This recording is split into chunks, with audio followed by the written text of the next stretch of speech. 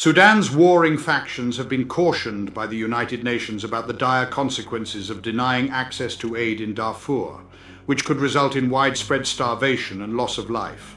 Greetings, everyone. Today, we will be delving into a crucial matter highlighted by the UN. It emphasizes the urgent need for Sudan's opposing factions to grant entry to humanitarian assistance in Darfur in order to avert a devastating wave of starvation and loss of life. Shockingly, more than 1.7 million individuals in Darfur are currently grappling with dire levels of hunger, and unfortunately the situation is anticipated to deteriorate further. The conflict and violence that have ravaged the region have had a severe impact on food production, resulting in an imminent hunger crisis. In light of this, the UN is urging for international diplomatic efforts to be mobilized, ensuring both access and safety for the delivery of aid to this vulnerable area. Without any further delay, let us commence our discussion on this pressing issue. A grave warning has been issued by the Food Agency of the United Nations to the conflicting factions in Sudan. They have been alerted about the imminent danger of extensive famine and loss of lives in Darfur and other parts of Sudan if they continue to deny access to humanitarian aid in the expansive western region. Lenny Kinsley, the regional spokesperson for the World Food Programme, disclosed that in December, a minimum of 1.7 million individuals in Darfur were enduring severe hunger, and the current estimate suggests that the figure has considerably risen since then. During a virtual UN press conference held in Nairobi, she emphasized the urgent importance of our appeals for humanitarian access to conflict-ridden areas in Sudan. In mid-April 2023, Sudan descended into turmoil as the capital city of Khartoum became the battleground for long-standing conflicts between the military under the leadership of General Abdel Fattah Burhan and the paramilitary Rapid Support Forces, commanded by Mohammed Hamdan Dagalo. The violence has since expanded beyond Khartoum, engulfing urban centers and the Darfur region. The RSF, a paramilitary group, has successfully seized control over the majority of Darfur and is currently besieging El Fasher, the sole capital in the region that remains beyond their grasp. Within this city, approximately 500,000 civilians have sought shelter. According to Kinsley, the partners of WFP who are present on the field have described the situation in El Fasher as extremely dire, making it challenging for civilians who wish to escape the reported bombings and shelling by the RSF. The violence in El Fasher and the surrounding North Darfur region is worsening the already dire humanitarian situation in Darfur as a whole. This is particularly concerning because crop production for essential cereals such as wheat, sorghum and millet is currently 78% below the 5-year average. In addition to the escalating violence, Kinsley expressed concern about the significant increase in hunger during the lean season when food supplies become depleted. She shared an account from a farmer in El Fasher who revealed that their family had already exhausted their food reserves and is now living day by day, indicating that the lean season, typically commencing in May, began earlier than expected.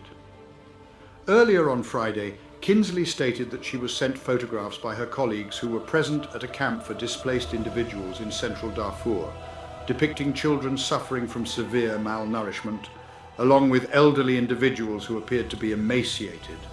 According to her, our partners have informed us that in the past few weeks, 20 children in the IDP camp have tragically lost their lives due to malnutrition. According to Kinsley, individuals are turning to the consumption of grass and peanut shells as a means of survival.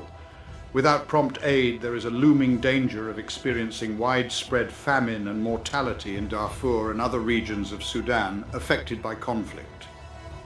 Kinsley emphasized the importance of a unified diplomatic endeavor from the global community to compel the conflicting factions to ensure access and safety for humanitarian personnel and convoys. The ongoing conflict in Sudan has resulted in a hunger crisis of unparalleled proportions, posing a significant threat to the global community. The dire situation, which has persisted for a year, has further compounded the existing challenges in Sudan, South Sudan and Chad, with nearly 28 million individuals grappling with food insecurity. This conflict has not only spilled over into neighbouring regions, but has also intensified the difficulties we've been grappling with over the past year. The Sudanese government in March withdrew the authorization granted to the World Food Programme, WFP, to transport aid from Chad to West Darfur and Central Darfur through Adra, citing concerns about the transfer of weapons to the Rapid Support Forces, RSF. Additionally, the WFP is facing constraints imposed by Sudanese authorities in Port Sudan, which is hindering their ability to transport aid through Adre. The Sudanese government has granted approval for aid delivery from the Chadian town of Tina to North Darfur. However, due to security concerns and the fact that it leads directly into the besieged El Fasher, the World Food Programme, WFP, is no longer able to utilize that route. The tragic incident that occurred in South Darfur on Thursday resulted in the loss of 2 valuable drivers employed by the International Committee of the Red Cross, while also leaving 3 ICRC staff members injured. In response to this senseless act, Martin Griffith, the UN humanitarian chief, expressed his deep dismay and condemned the killing of these aid workers as utterly unacceptable. According to Kinsley, the combination of ongoing conflict and numerous bureaucratic obstacles has hindered the World Food Programme, WFP, from providing assistance to more than 700,000 individuals in Darfur prior to the onset of the rainy season, when transportation routes become inaccessible.